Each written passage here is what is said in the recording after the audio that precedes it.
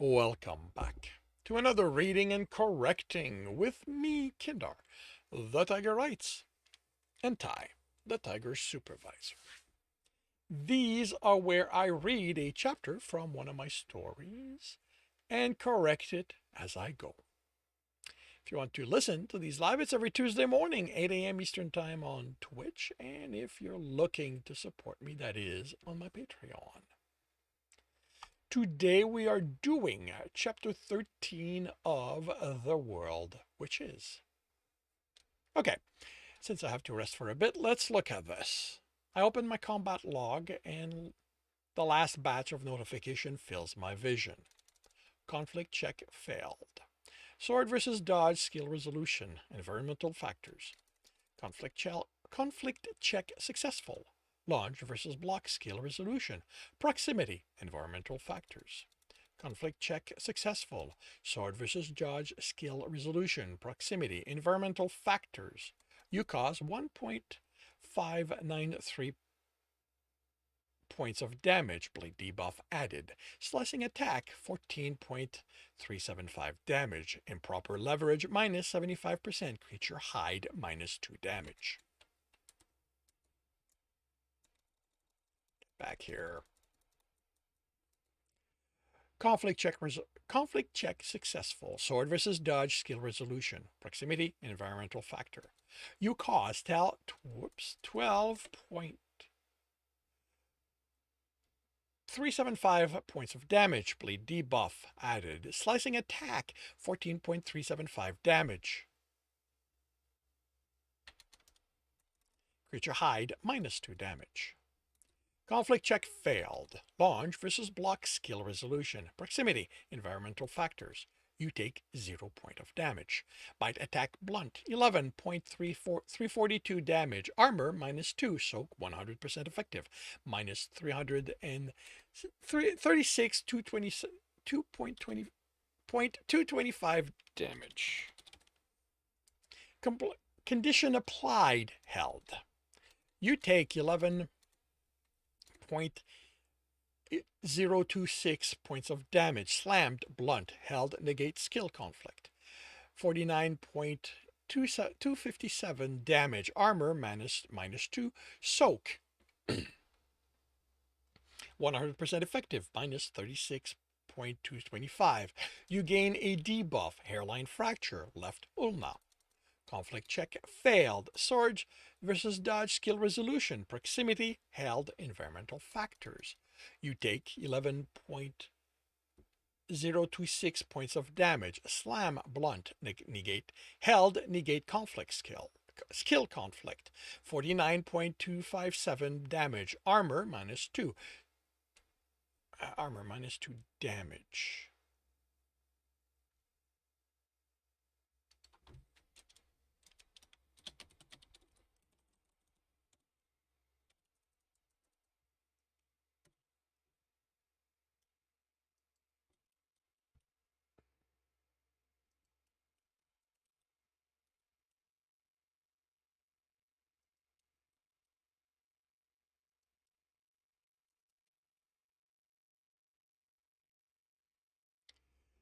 Minus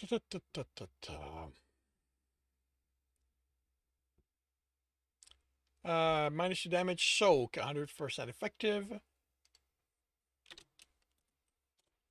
Minus 36.225 damage. Conflict check failed. Sword versus dodge, skill resolution, proximity, held, environmental factors. You take 11.026 points of damage. Slammed, blunt, held, negate skill conflict. 49.275 damage. Armor, minus 2 damage. Soak, 100% effective. Minus 36.225 damage. Buff, airline fracture, left ulna has been upgraded to fracture, left ulna. Conflict check failed. Sword versus dodge skill resolution. Proximity held, environmental factors. You take 11.026 points of damage. Slammed, blunt, held, negate skill conflict. 49.257 damage. Armor, minus 2 damage. Soak, 100% effective, minus 36.225 damage. Conflict check failed. Sword versus resolution held. Environmental factor. Conflict check successful. Knife versus dodge skill resolution. Proximity held. Environmental factor. You cause 5 points, 4 points of damage. Bleed debuff added. Impaling attack 8.05 damage. Knife type straight edge, maximum damage 5. Creature hide minus 1 damage. Conflict check successful. Knife versus dodge skill resolution. Proximity held. Environmental factors. You cause 4 points of damage. Bleed debuff added. Impaling attack.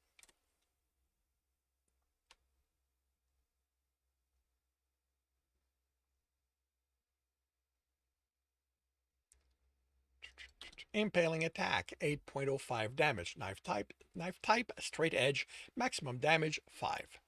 Creature hide minus 1 damage. Conflict check successful. Knife versus dodge skill resolution. Proximity held. Environmental factors. You cause 4 points of damage. Bleed debuff added. Impaling attack 8.05 damage. Knife type straight edge. Maximum damage 5. Creature hide minus 1 damage. Conflict check successful. Knife versus dodge skill resolution. Proximity held. Environmental factors. You cause 4 points of damage. Bleed debuff added. Impaling attack 8.05 damage. Knife type straight edge. Maximum damage 5. Creature hide minus 1 damage. Conflict check successful. Knife versus dodge skill resolution. Proximity held. Environmental factor. You cause 4 points of damage. Bleed debuff added. Impaling attack 8.05 damage. Knife type straight edge. Maximum damage 5. Creature hide minus 1 damage. You take 11. I guess I forgot this one.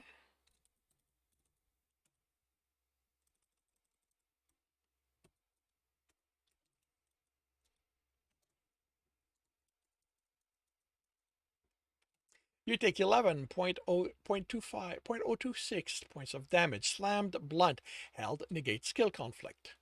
49.257 damage. Armor, minus 2 damage. Soak, 100% effective, minus 36.225 damage. Conflict check successful, critical. Knife versus dodge skill resolution. Proximity held. Environmental factor. You cause 40 points of damage. Severe bleed debuff added. Impaling attack 8.05 damage. Knife type straight edge. Maximum damage 5. Creature hide minus 1 damage. You have killed a warg. 338 experience awarded. So the point of this info dump, because that is what it is, it fits within the story, but it is info dump, is to establish how this works. The goal is that I will never have to do it to that level again. This is lit RPG, and I am trying very hard to make it as quote unquote crunchy as I am capable of. And the entire combat follows a set of rules that I've established, and I'm hoping that this is going to be enough so that readers will not the readers who like that stuff will enjoy this, and that it's not going to happen again, so that I'm not going to turn off everybody else. The other thing, this will also be moved to chapter 12, because it was going to go there, but when I write, I don't really think. And I ended the chapter and realized I'd forgotten to put that in. And I put it here because if I was going to wait until the next time, I'm pretty sure I would never have done it. But yeah, this will be moved. Okay, I'm glad I didn't have that showing up as I went through it. It would have been discouraging. But while I'm glad it worked, I'd love to know the factors involved in me knifing it, since I never trained in knife fighting. grandmother only teaches it to guards who've leveled up their class and other combat skill because she claims that knife fighting isn't useful enough to bother relying on it. And this is where, because I'm going to post that to my Patreon as is, so this is for them. I glance at my stamina, and this is basically what I'm going to do. And this is why I didn't put it there, is I forgot in the previous chapter is stamina level. Like, he should not have realistically just gotten up and started walking. So he should have sat down to rest, and that's when he will go through that part of the log.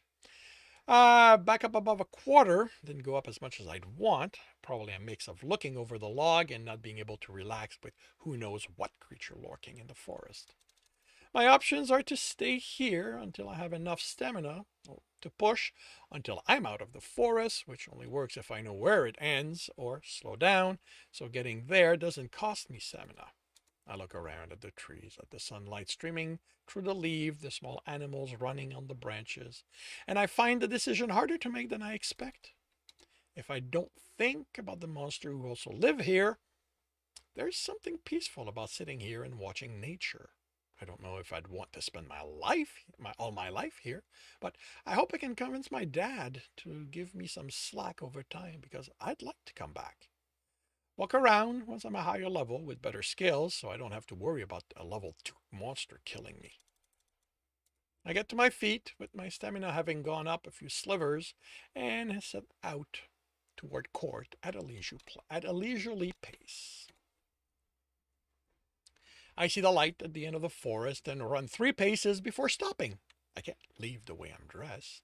Dad's going to kill me if he finds out I fought a monster. His reaction is probably not going to be great when he learns about my class, but it's going to be better if I can convince him nothing else happened other than what led to me getting it. I bring up my inventory, my full inventory. I'm out of breath and consider what I don't want to keep.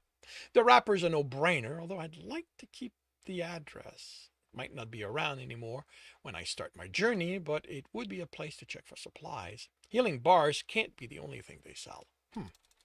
I equip the journal and stylus, open it, and the page after Aaron's letter is one that...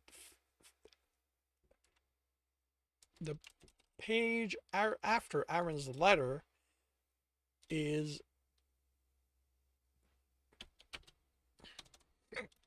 folded over a few times. I open it and quickly just to check. It's a hand-drawn map, but once it's folded again, I'm looking at a blank paper on which I can write, if the stylus works. It does, leaving a silvery line as I transcribe the address. That's one free spot without losing anything. Now, to find 7 more. The pulley, rope, python, and hooks are easy. Then it's the snare. Climbing and hunting aren't things I'll be doing anytime soon. Someone could make use of them at home, I'm sure, but not at the expense of my armor and weapons. Those I can convince grandmother or Grandpa Lewis to say it's their gift to me for gaining a class. Dad still won't be happy, but even he won't force me to return a gift. Pocket watch, oil, and maintenance tool I'm keeping, and the whetstone. The binocular, hopefully. Drop the bedroll and wear gloves. I don't really need the pocket knife anymore, but it was Dad's gift to me the first time we went fishing when Mom was still around. The fat wood isn't going to be of use to many, so out it goes, and my equipment takes its place. The whetstone goes into my personal inventory, so it's all in one place. Then I need to throw something else out to store my traveler's pouch. If Dad sees it, he's going to ask questions. One of them is going to be, what's in it? There's no way I can avoid opening it to him, and I'm in big trouble again. Fire starter, empty vials, binocular, or the tanned hide. The hides can be used without question, as can the vial. Glass isn't the easiest thing to get. The binoculars, being able to look far is never something we want to throw away. I'd love to keep the fire starter. It's just neat. But that's not enough of a reason. How it goes, the pocket watch goes back into the pouch and the pouch in my inventory. and I'm back to being Dennis, 16-year-old young man returning home from an uneventful trek in the forest. My dad's going to believe that one. Hopefully he'll be too happy I'm back and in one piece. No, hopefully he'll be too happy I'm back in one piece to give me the third degree. Sure, one can dream, right? I step out of the forest and the air feels warmer as the sun shines on me without interference. I soak in it for a minute. Soak in the fact that I'm now safe. While base can't act this far out, the tower means he knows what's happening and he can send guards to deal with it or get the town ready for when it's a wave and no one sane wants to take those on without every able body pitching in. He probably told Dad I'm back, and guards are on their way to escort me the rest of the way, so I might as well meet them halfway. A few of the farmers are in the field, but they don't notice me. It's not time for the harvest, but there's still stuff they need to do. The only time they don't work the farms is in the winter. Any other time, at the very least, they need to use their abilities to help the crops. Court's wall come into view without encountering guards, and the people I cross paths with just nod at me like I belong on the road. Is something keeping the guards busy? There's no way Dad didn't demand base and someone to get me. He'd demand chains too if he suspected what I've been up to. Okay, I'm exaggerating. Still, where is my welcoming committee? I take in court since this is probably the last time I'll get to see it from the outside. The wall stone with coating that reinforces it. The watchtower add to the security. Base isn't infallible. Monster can't get this close without him noticing. But people? Well, we can be a lot sneakier than monsters if we set our mind to it. The gates open, with a few people coming and going, and one standing in the middle of the road in front of it. Wow. If Dad got himself all the way to the city outer wall, he's going to be livid. Only, that can't be him. Dad's not a big man, and neither am I, but the silhouette resolved itself into someone with curves. When she waves at me, I see enough to recognize her. I'm torn between running and hugging her and slowing to show I don't have a care in the world. So I end up just continuing to walk normally. The heat in my cheek is due to the sun and not the memory of Rich's question, and how that made me wonder if me and Josie ever could. Hey, I say as I stop before her. She smiles, and her face lights up, her green eyes glimmering. Welcome back. Her smile falters. Are you okay? We were worried about you. I shrug, even if all I want to do is tell her about the forest, the ward. The ward? The warg. Whoops, come back here. The warg. The power plant. I will tell her, but after Dad, after my punishment, after I figured out how this needs to be capitalized, how to explain to her just how amazing it all was. I'm sorry, I wasn't supposed to be gone so long. But are you okay? She searches my face. You weren't here for your choosing day. Are you stuck being a farmer? I barely keep my mouth from opening. I can't tell her about my class before I tell Dad. She hugs me. It's going to be okay.